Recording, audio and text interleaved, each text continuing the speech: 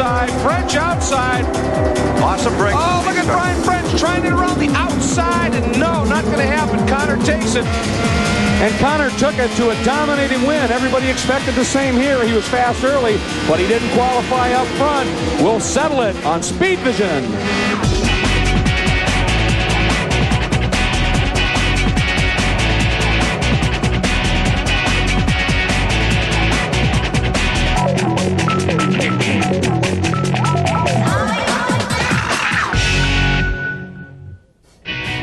Welcome to Mid-Ohio Sports Car Course and Speed Vision's exclusive coverage of the 38th Annual 2001 SCCA Valvoline Runoffs. We are here to settle the Formula Atlantic National Championship. Hi, everybody. I'm Greg Kramer. I'm joined by Tommy Kendall, Dorsey Schrader, Calvin Fish down in the pit lane. And fastest class. This is hands down the quickest cars here at this facility this weekend. And from all looks of it, it's not going to be the runaway we've seen in the past. It could be very close indeed.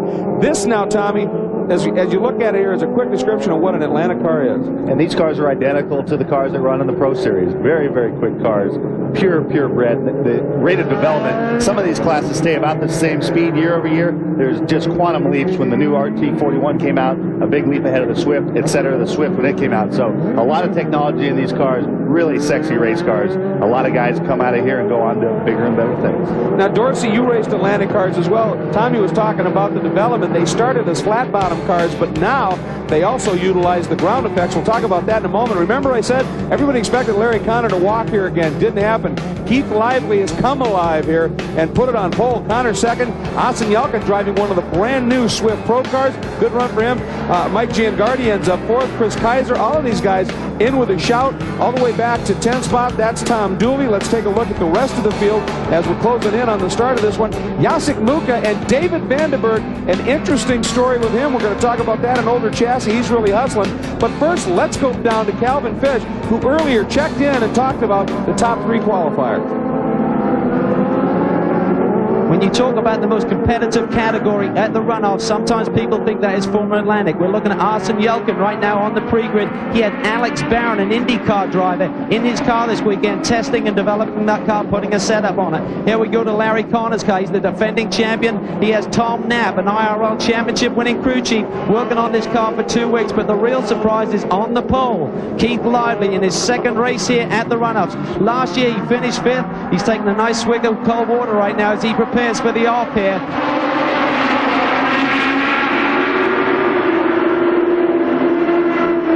Well, we'll get back to that. There's the green as they're trying to hustle to beat the darkness that's falling here.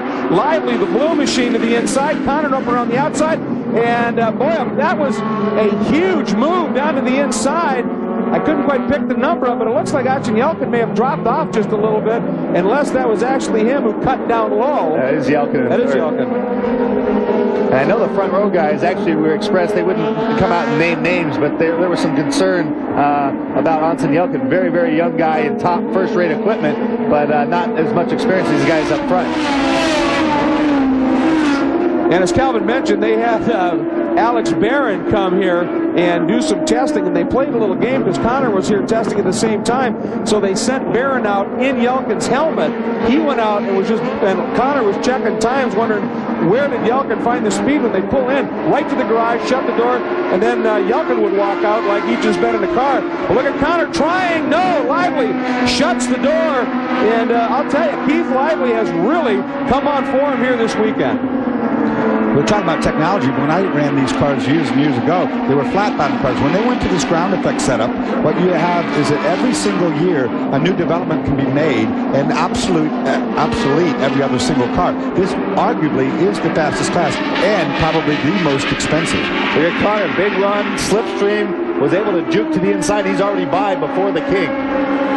Now that's what everybody was worried about. If Connor did get to the lead fairly early, if he'd check out, and right there's a moment Lively was considering a counter move, but that may have just hurt his exit up into the S's, and he's already lost 4 or 5 lengths, and it's getting worse. Well, like I was saying, these cars are wickedly expensive to operate in the Pro Series. $1 million bill it takes to run just a handful of races, actually 2 handfuls.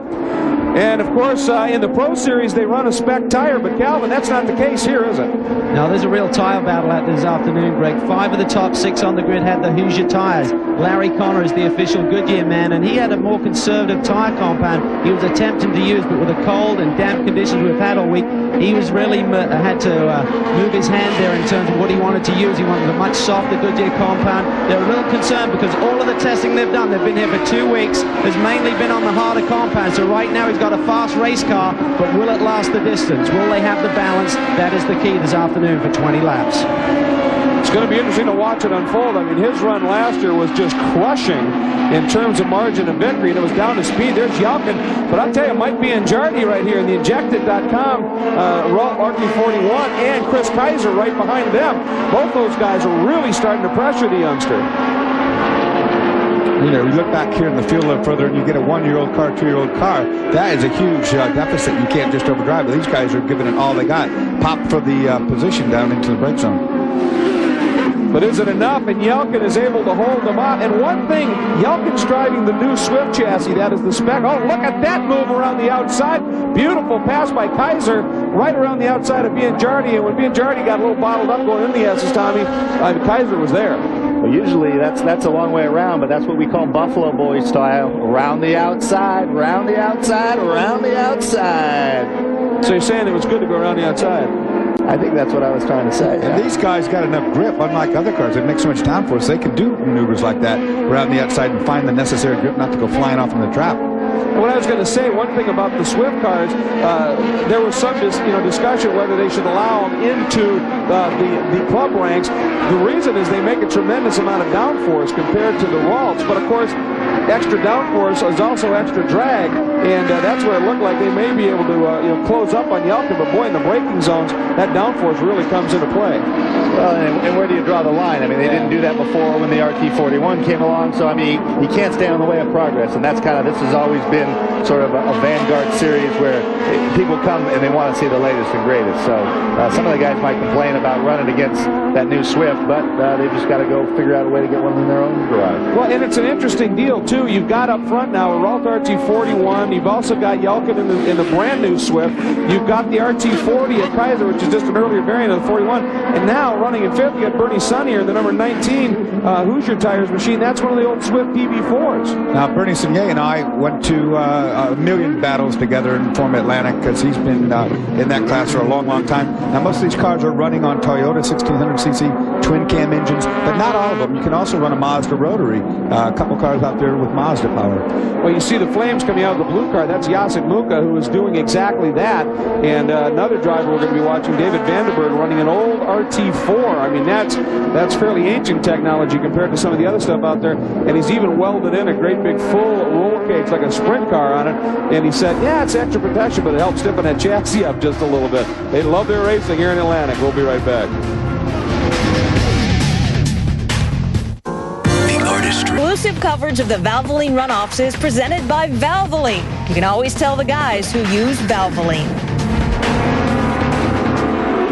There is your race leader. He's also the defending champion, Larry Connor, the BRS Redline Goodyear tired Ralt RT41. And, the technology, as you pointed out, if you're driving a Ralt RT41, it's not that much different from another RT41. You have to give a lot of credit to Larry Connor. The guy, I've been here since Monday watching out on corners and the like. The guy is breathtaking around this track. He really is a superb driver. And for Keith Lively to have dug deep and found pole speed is an achievement as well. Well, another thing maybe we touched on in the open, I was walking through the garage area and I saw Tom Knapp. And Tom Knapp, in my estimation, is one of the top crew chiefs in motorsports, period. And he's kind of between gigs right now. A lot of talk about him hooking back up with Greg Ray for an IRL team. But right now he's here with Larry Connor. And so it's not a surprise that that thing is very well prepared. Now here's that one old Ralt right there, the red car being chased by Jacek Muka. Both of them are Mazda powered. And you can see that full sprint car cage on that first car of Vandenberg. And then Muka, and I remember Muka bolts on some side pods and turns that car onto a C-Sports racer as well. But right now we're keeping an eye on Dave Vandenberg driving the Vandenberg Scales and Rice Lake Way, a Ralt RT4.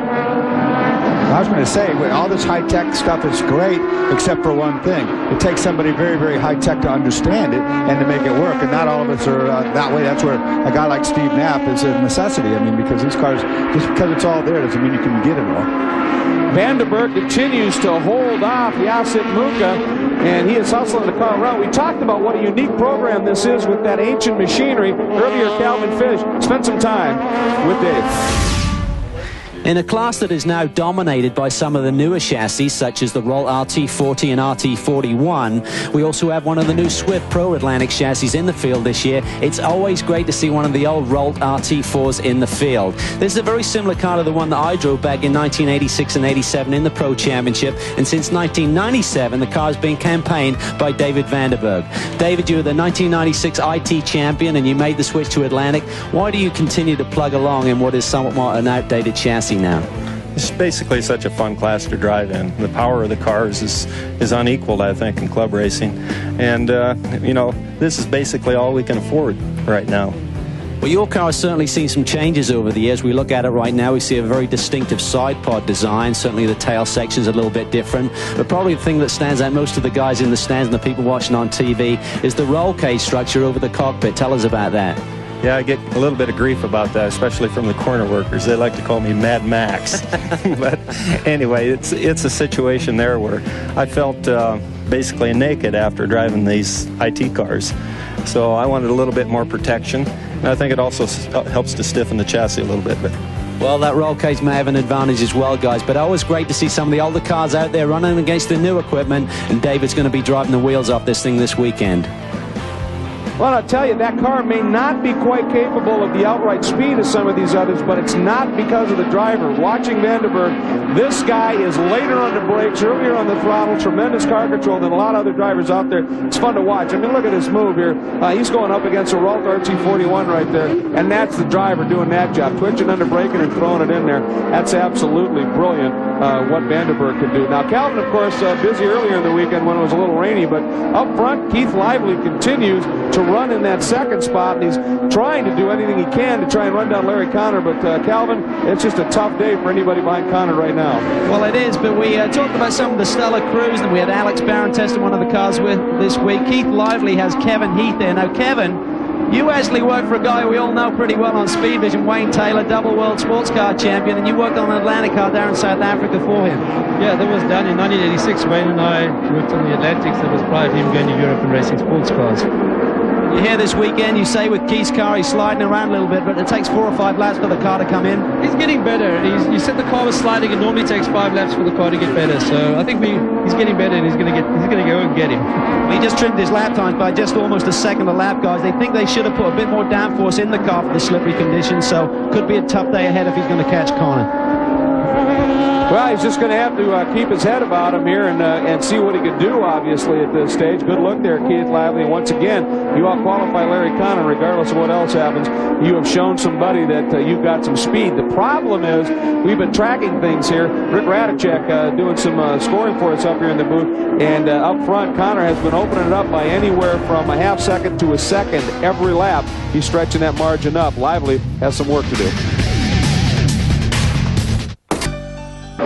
Welcome back to Mid-Ohio. There's your leader, Larry Connor. Now, we talked about how fast this class is. Guess what? We're already almost at halfway. About a lap and a half, we'll be at the halfway point. And these cars fly top speed in excess of 160 miles an hour. It'll be iffy if they reach that here at Mid-Ohio. I'd say Road America, they're well over that.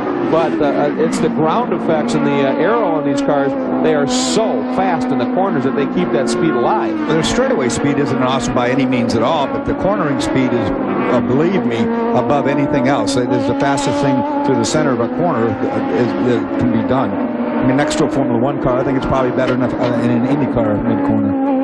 Uh-oh, trouble here. That's 07 Jacek Muka. That is the Mazda engine machine.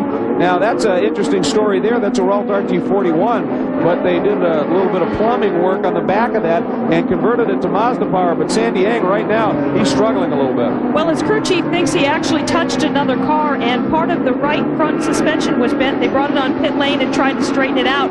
They may not have gotten the problem fixed. Well, yeah, if the geometry's gone awry a little bit due to contact, that's going to make that car an absolute handful, I would think. Well, those are push rod, pull rods. You cannot straighten them out. You can lengthen or shorten them with time joints, but if you try to straighten a bent one, you'll soon be in the wall. All right, well, here's a replay. This is a little bit earlier here. Oh, look at the left front. Look at the left front. It's towed in a ton. See it? You'll see it when it gets by it. He's got the left front towed way, way in. Oh, so yeah. He's made contact with someone. Now, here's, they tried, as you said, to fix it, but that's going to affect the handling. Watch what happens here. There it goes around. But you can see in that one shot that he had a misaligned front end, pretty badly misaligned at that. Now he has a flat spot on the right front on top of it. So the struggle continues for Jacek. Although you have to, when you take a look at what he achieved this year, he runs out of the Southeastern Division. He's originally from Laval, Quebec, Canada, but now winters in Florida and lives down there. He won the Southeastern Division with 4 wins in the Pro Mach machine here, but it's been obviously a little bit of a tough weekend here. Qualified well back, and just has not been able to come to grips with the problem now. Well, I say whoever engineered the car did a very, very good job, a tidy job of getting that Mazda tucked away at the back there with the big muffler it has to run and so forth. Usually they're just big bulbous things as he's about to go a lap down by Mr. Connor there. And Connor just picked up the indication from his crew that we are at halfway, 10 down, 10 to go. And he's coming up on Jacek here. The margin of the gap, I should say, between first and second now up to 8 seconds. And Connor's been keeping that half second to a second improvement over Lively very consistent. He's just thrown in some very fast laps. And the one thing we've seen about Connor is that he can run these kind of laps all race long. It's not like the car goes off. It's not like he goes off. He's just really got it figured out. They get the car set up very well, and he can drive it. And that is one thing about the Atlantics. Generally, they have so much tire relative to the horsepower and so forth that they don't go away. So it's generally that's why the fastest car usually wins. It was kind of interesting when I was here on Monday. We were up in the approach to the carousel, and that rise, the left-hander that's going to be coming up after here. It's a deceptively fast corner, and you get into it in a big hurry. And every lap, Connor was coming through right here. He was quicker, and he got one lap, came in, and we were just marveling at his speed. And it was the first time I've ever seen him have any kind of mistake, and he dumped it in the gravel for a little bit. He's not perfect, but he's close. We are back at Mid-Ohio, and there is Larry Connor, who is putting on the proverbial clinic, much like he did last year. And Calvin, we were talking a little bit about the fact that I've only seen him make one mistake in the entire week here. He really is phenomenal. Well, he's doing a great job. I'm here with Tom Knapp, who's been engineering the car this week. Tom, your hand was forced a little bit with the tire choice in terms of compound. We're halfway through the event now. Will it be a factory? It's a pretty good lead. It shouldn't be. I mean, we can run high 21s and maintain our 4-second gap. We lost a bit there on the 11th lap in traffic, but Larry's doing a great job. You seem to be pretty aggressive there on the opening couple of laps. Was that really the plan, to try and make the break to the front early? That's how you and I like to start the races, Calvin. Well, Tom and I actually had a great battle in 1987 and went down the last lap and had a great run together. So we're used to running these Atlantic cars too. They're a lot of fun around this racetrack. Well, they sure look at Tom. This gets back to what you were saying about Tom Knapp and his abilities. We talked about, oh no, Vandenberg slowing, and he's got a problem out there. We'll keep an eye on this. But what I was saying was, we talk about Larry Connor, but you talked about Tom Knapp. Well, you've got a car that's nigh into perfect. Well, that gives you a lot of confidence. It sure does. And those of you that are Tom Knapp watchers, you know that was the bubbly, exuberant Tom Knapp. Good point. Vandenberg, hand in the air, never a good sign. Don't know exactly. I mean, the car doesn't seem to have any. I didn't see damage or any rolling problems, or maybe something's been let loose in the engine. Well, it sounded to me when he came off the key holder that the gears weren't being shifted, so that could be. He might be stuck into a gear. I'll tell you, that's a real shame, because there's a guy who you can tell. I mean, he's out there, like Calvin said, why are you out here? You're so hopelessly outclassed, but that's not what it's about for him. He wants to feel the thrill of the Atlantic. He's out there racing past an RT40 So, you know, really scraping it together just to get here. And that's a shame to see that come to an end for him. Well, to me, that's really the spirit in a way of club racing, because you often see people that have too much machinery for them, and they're out there in a great car and not driving it. Much better, I think, to be out there in a car that maybe isn't the class of the field, but be extracting everything out of it. Then you're driving. Make no mistake about it. I mean, that car is a newer chassis than what I used to drive. The old flat bottom cars were absolutely thrilling to drive. There's nothing more fun than a car as agile as these and have the power to weight that these have. They're a blast to drive. And flat bottom, obviously, not getting anywhere near the grip. I mean, you really had to throw those things around. Well, they've got a lot of tires still per weight and per the power they have. So, I mean, regardless of the amount of downforce it makes, it is really, really a good agile car. But with all this downforce that you're seeing right here, I mean, you look right there where the keyhole, where most cars twitch and have a hard time getting power down. They're just all over the racetrack. That one's on a rail, and that's what Atlantic cars look like now. They just look like they're completely like a slot car stuck to the ground. By the way, the car that our leader just lapped, number 74, Paul Lasco, in the Triumph Ducati of Detroit Reynard, back in '93 when that car was around, it was the class of the field, for a little bit. So that pace of development that you're talking about has just been phenomenal. As a matter of fact, that's why the Pro Series has gone to a spec chassis with Swift, is because with 3-4 different manufacturers involved, it was, as Dorsey said, obsoleting cars left and right, and they wanted to stop that, keep it at least somewhat affordable to go Atlantic racing. In retrospect, you know, when I used to race in this class, I bought my car, for the first one for $10,000, the second one for $18,000, and these cars now are well over $150,000. So, you know, things got a little out of hand. But were you buying new? No, but I mean, new ones then were still, you know, $25,000 or something. I mean, now $150,000 race cars is a lot of money, and these cars are, like I said, not cheap to operate either. But Larry Connor, speaking of operating, doing an incredible job up front. We are coming up now on the 3/4 complete mark, so winding this one down and at a great pace. Lively second, Yelkin a quiet third. I want to remind you, Speed Vision's exclusive coverage of the 2001 SCCA Valvoline Runoffs will continue Thursday night, 10 p.m. Eastern, 7 p.m. Pacific. Sports 2000, one of the sports racer categories. They run a spec engine. Very close action indeed. Don't miss it. Thursday night, 10 p.m. Eastern, 7 p.m. Pacific on Speed Vision. Well, the news is worse for Dave Vandenberg. He's down in the pit. Sandy, what's the problem? Well, they had been having handling problems all week, and they didn't have any problems with the motor until now. And one of his crew members thinks it might be a problem with the fuel pickup at this point. And you can see him. He's getting out of the car. Let's get in here and try to talk to him. David, what appears to be wrong at this point? Well, I'm stuck in third gear right now. So I can't get it out of gear, and I can't shift gears. So I'm done.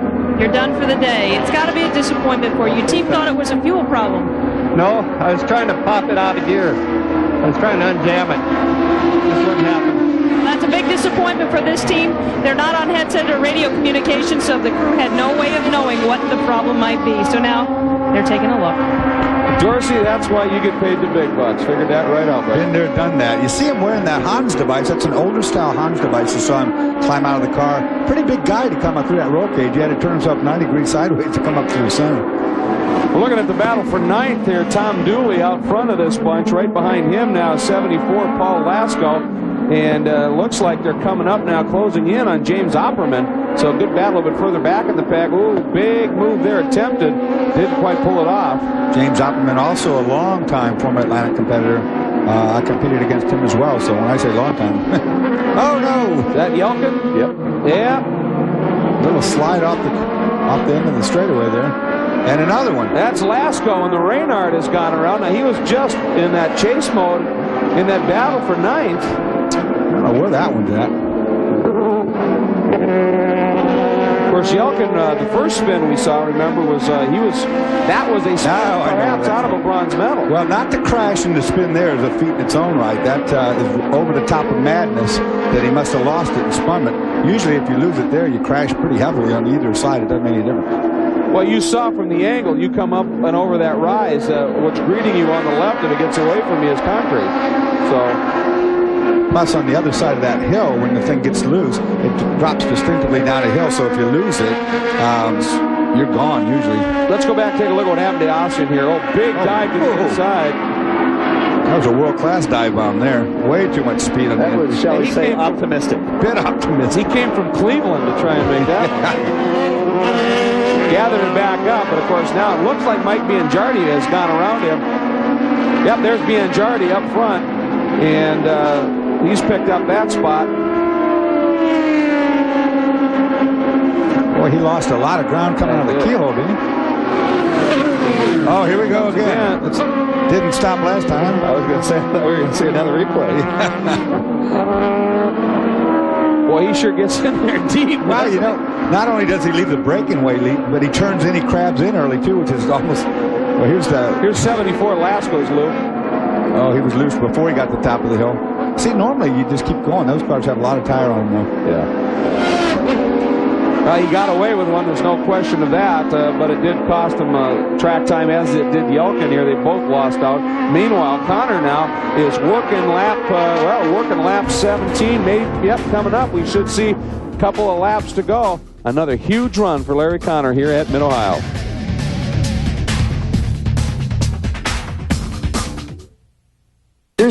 And the battle for third is heating up just a little bit. That's Bianjardi in the yellow and blue machine. And there's Ashen Yelkin.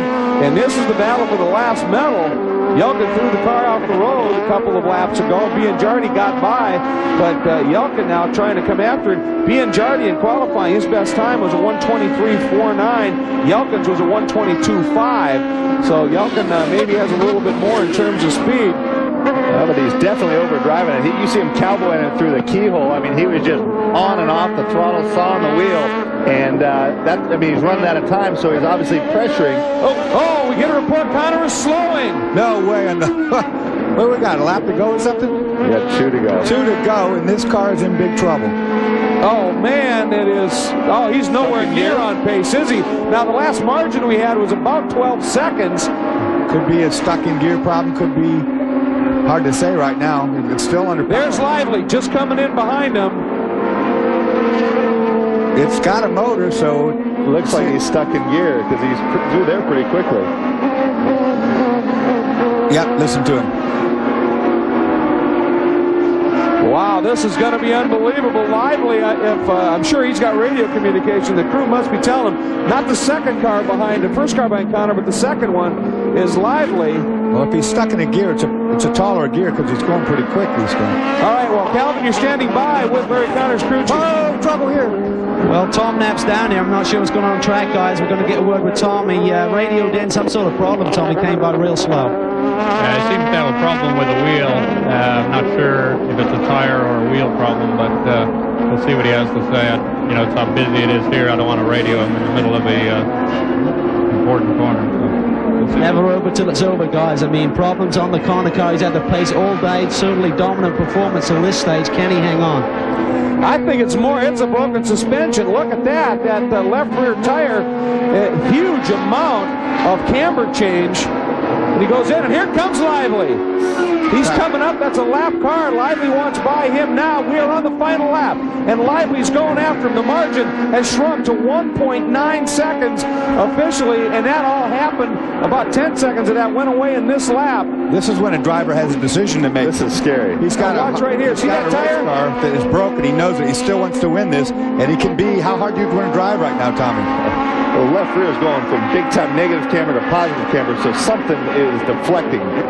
And if he can get off the straightaway and get in the corners, he can be hard to pass by being real wide, but can he make it that far? I think he will. Look at it. It's steering, too. It's deflecting in all 4 directions. Oh, look at it lean over. Oof. Left rear completely askew now.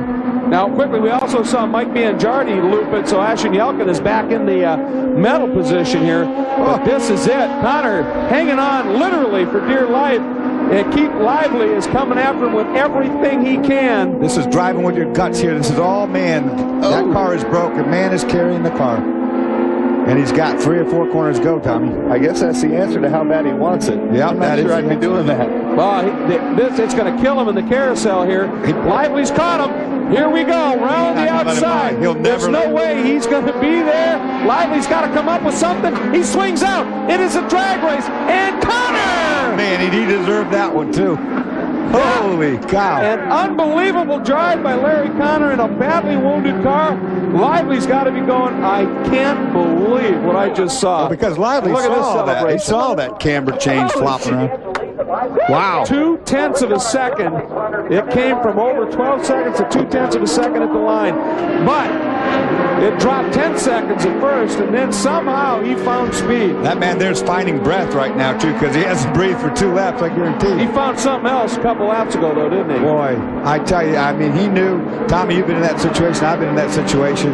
And that's, you got a decision to make. Let's go down to Calvin Fish with Tom Knapp. Tom, that was more excitement than you needed on the last lap, mate. Yeah, I honestly thought I'd heard them suggest that he pulled off. So, yeah, a little too close. He really wanted it bad. I mean, to know that the car's broken, he radioed in, and we could see on the camera that the left rear had a big problem there. To actually cut it out and get it to the line means a lot about the heart of Larry Connor. Larry's a 51-year-old Tiger. That's Larry Connor for you. Last lap here at Mid-Ohio for you with Atlantics, Tom. I hate to bring this up, but we went down to the wire on a restart. 1 lap to go, and tell everyone what happened. 1987 we're talking about. The old days. Calvin and I were struggling around Pro Atlantic race immediately following the kart race, which is always just drama with rubber everywhere and track really poor conditions. And Calvin and I qualified on the front row, and I led to 3/4 distance. Then there was a full course yellow, and neither of us could pass the other despite our best efforts in that up to that point. And on the restart, I had a good engine builder, but my car loaded up a little bit. Calvin got an honest run on me on the restart, and I was able to do nothing about him, same as he hadn't been able to do anything about me in the first part. So one of Calvin's good wins in Pro Atlantic. That was a lot of fun. I remember it well, Tom. Good to see you in Winter Circle, mate. Yeah, you didn't want to bring that up. You wanted the world to know. But Larry Connor has served notice. As he said, he's a 51-year-old Tiger. That was one of the most amazing drives we have seen at the Runoffs. That's what it's all about. We'll visit with Larry when we come back.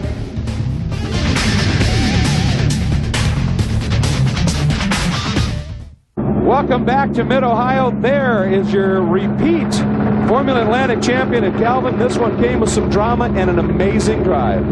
Well, we're down here. Larry Connor does make it back. There's some conjecture whether it even get it back here to the victory lane. But Larry Connor, this is only the 3rd driver in Formula Atlantic history to get back-to-back titles here. And boy, did he have to work for a dominant performance. Took the lead on the 2nd lap, I believe it was. And Larry, going to turn the engine off here. First of all, congratulations on a back-to-back championship. Yeah, thanks, Calvin. I appreciate it. Thanks very much. I want to thank my crew, Tom Knapp and Jeff Busher, Rosella and Charlie, Goodyear, Redline Oil, all the corner workers. But I want to pay a special tribute to the tragic events of last week and all those people who lost their lives and those brave policemen and firemen who tried to help. And also a tribute to all those people in the future in our armed services who are going to put themselves in harm's way to protect us here in the United States. Well, the country's certainly showing a lot of heart right now, Larry. You did the same today. Tell us about the problems you encountered on the last couple of laps. Well, what happened was the car, I mean, they gave me a dynamite car. The car was very good. Frankly, all this week we fought a low grip problem. And the car was like magic, Calvin. And then suddenly, with about 3 laps left to go, one of the rear wheels started to come off.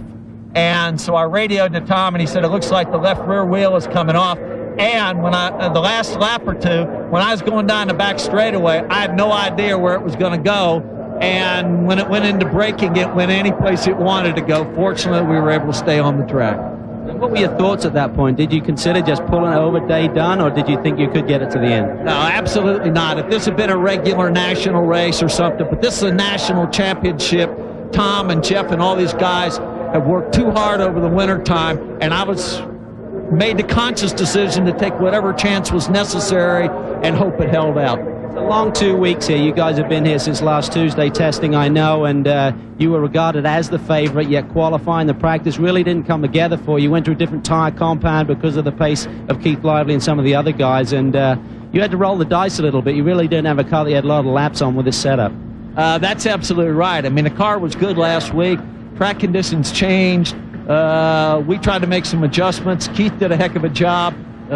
Pipped us by a couple of tenths on the thing. But I really felt like we'd have a good race car underneath us, and, you know, the idea was, hey, keep your nose clean first lap or two and then put your head down and see what happens. Larry Connor, former Atlantic champion, once again, congratulations. Thanks, Calvin. Appreciate it. Thanks to all the workers.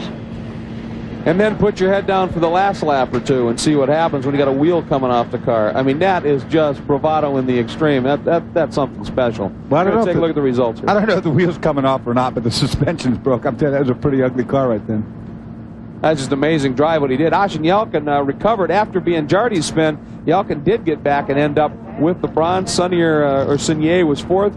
Biancardi hangs on for a top 5. Opperman, Dooley, Lasko, we saw those battles. Lasko was able to get back into the top 10 after his off, and that was a pretty remarkable recovery as well. But I tell you the story in this one. Lively, the pole, I mean, he gave it a good go. But there it is, and it is Connor. Man, that's unbelievable. The nut is run all the way back off into the, see the cotter pin there that's supposed to hold it? That's what kept it on. Fortunately, the drive pins are long enough or he would have lost all drive. Wow. That's just incredible. I mean, they're just trying to figure out a way to get that off right now. But Larry Connor persevered and ends up with a repeat national championship in Formula Atlantic. Amazing. Larry Connor speak a number of times about thanks to the workers. Well, they're all volunteers. The drivers come here, they're having the fun on the track, but you can't do that without a huge group of incredibly dedicated people that show up and take care of a lot of very important specialties, from when you greet them at registration, sometimes when you greet them at tech at the end, and of course out in the corners. That's the people right there that give the drivers information, help them along, and help them if they have some sort of an incident. And they are a very special group indeed. And the key word there is volunteers. We're looking now live at some of these great workers. They come from all over the country. This is their national championship as well. Each division, there's 8 of them across the country. Hundreds of regions are represented. They all come here. This is their national event. They pay their own way. They pay for their lodging. They get a meal during the day and a party at night. But other than that, it is all out of pocket, and there's one reason for it. They love racing as much as anybody behind the wheel of those cars. They're a very, very special group. You talked about the spirit of the runoffs with David Vandenberg. Well, the workers are another huge, huge part of that spirit. They've got their own commune, their own little tent city over there. So they used to be tent city when I was doing it, but now it's motorhome city. But anyway, these guys have more camaraderie. They have as much fun, but boy, do they work hard. They work incredibly hard, and again, for nothing other than the love of the sport, and for the corner workers, because that's a specialty that I spent some time in, best seat in the house, and it allows you to feel like a participant, and it's very special. But we want to get back to what just unfolded on the track, and right now we're going to get down to Sandy Hang, who's with Keith Lively. Boy, he gave it everything. He did give it everything. You know, Larry was talking about problems with the wheel. Well, Keith had problems. I know you had problems of your own, your crew chief was telling me about. Tell us what happened there in the final laps. Well, I had a difficulty in getting third gear, which is absolutely essential to make the run up through Thunder Valley. And as I caught up on Larry, who had his problems of his own, I had the opportunity to possibly catch him, but I just couldn't get the car into third gear. But he had driven a great race all day, and you hate to see a race won or lost on a wheel coming off. So I'm pleased for Larry. I'm pleased for us. We made a lot of improvement, and he drove a heck of a race. Talking about driving a heck of a race, you had the pole, and it looked like you held him back there for quite a while, and then there was that moment when he just jumped and got around you. What happened, and what were you thinking? Well, Larry got a better run off the keyhole than I did and was able to pull me down the back straight. There was nothing I could do, so I just let him go and then tried to tuck in behind him. Recognizing that we had run some competitive times in qualifying, the hope was that you could run him down. You're going to try to reel him in then later. Absolutely. It just didn't quite work out. I think I came up about a car length short. And you kept trying to, then that third gear wouldn't work. Well, some people just don't know when to quit, so I just kept pushing and pushing, and you never know with racing. Anything can happen. Okay, and it almost did. Well, that is your second place finisher, Keith Lively. Good run, second year here at the Runoffs, and he takes a second place. Calvin? Larson Yelkin makes it onto the podium. A bit of a struggle there last couple laps. Got frustrated with some traffic, but got to feel good to be third at the Runoffs. Well, I'll tell you what, after 4 years of staying away from racing, this was a treat. And I especially like to thank a few people, especially my crew chief, Konstantin, my engineers, Jimmy Griffith and Bruce Potter, my driving coach, Alex Baron, did teach me how to drive all over again. and everybody, my nephew, my father, and everybody worked very hard, and we'll be here again. That was what it's like to work with someone like Alex. He came in and did a couple of days testing here with you, and certainly helped work the development of the car out, and probably coached you a little bit around this racetrack. Well, it's a bit like the old saying, teaching an old dog new tricks, and but I guess it is possible, and I'll be working with him again. He's fantastic. And Jim and Bruce and Costa, my nephew, my friend Jack and Bob, and so many people helped. It's just great to be here. Great performance, a great job on Hoosier tires as well. This is the Swift Pro Atlantic chassis, and they had to come up with a brand new tire, 15-inch rim on this car, and that's really not a spec tire from anyone in the field. So Hoosier built some special tires for Mr. Yelkin here, and they did a great job as well to claim that final spot on the podium. Well, I'll tell you what, Bruce Foss and the folks at Hoosier are pretty dedicated, and if they can help somebody, they're going to do just that. Interesting, Jim Griffith, that name may sound familiar to people that have watched the coverage of the Pro Series who've been at the races. He engineered Buddy Rice to a championship in the Atlantic Pro Atlantic category last year, and Alex Barron, of course, one of the great champions to come out of the Atlantic category recently, and I loved what they were doing to mess with Larry Connor's mind, as I said, putting Alex in the car wearing Ashen's helmet and then having Ashen walk out of the garage looking all hot and bothered. Good fun. We'll be right back.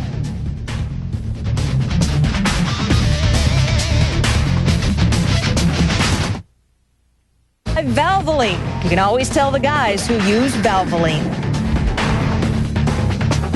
And welcome back to Speed Vision's exclusive coverage. We have just wrapped up the Formula Atlantic National Championship here at Mid-Ohio Sports Car Course in Lexington, Ohio, about equidistant between Cleveland and Columbus. And we have seen another fascinating race. I'll tell you, the middle sections of this one looked like it was going to be another yawner, courtesy of Larry Connor, but it certainly swapped up at the last second and got very interesting. And there were some battles outside of the medal positions as well. And I think Sandy's standing by with a guy who had a great drive. And he had a great time. He took a deep sigh, and it's all over now, Bernie. Thank you. It was great. It was great fun. It's unbelievable. Every year we have a ball. And what? I mean, what a race. At the start was great. Not bad for the racing professor, but there were a few dicey moments out there we were just talking about. Yeah, there were a few, but you know, it's just part of the game, and that's what makes it fun, just to be able to dice with people at times, and that's what racing is all about. Well, Dorsey is in the booth right now, and he said you did a good job. Thank you, Dorsey. I really appreciate it. We need to celebrate this one, don't we? Well, Dorsey, funny, he was just telling me before we went on camera, he said, you got to talk to Dorsey about this. As we get older, it gets a little bit more difficult to get out of the cockpit. Well, I can understand that. Hard to get out of the cockpit, but he doesn't have to go through a window like we used to have to do down.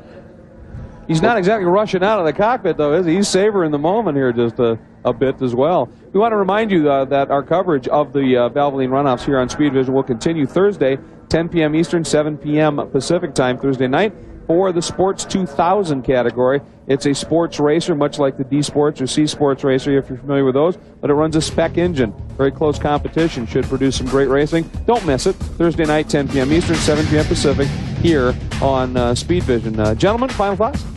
Well, there is a celebration. Actually, Dorsey Schrader Alligator Hunter is cooking the alligator he caught down in the Glades, and that's over at the motorhome in about 2 hours. So, Bernie, come on over. So, for all the people that watch Speed Vision, hopefully we'll be able to broadcast tomorrow's races. No guarantee. 12-foot alligator. Dorsey wrestled right out of the swamps and is going to be cooking up tonight. Remember, speedvision.com, everybody. Check it out. All the information here at the runoffs, as well as any other racing going on. That's your internet source. Once again, just some unbelievable racing here. On behalf of Dorsey Schrader and Tommy Kendall here in the booth, Calvin Fish doing great work as always down the pits. I'm Greg Creamer. Thanks for joining us here at Mid-Ohio for the Formula Atlantic National Championship. This guy has done something very special. He should enjoy it.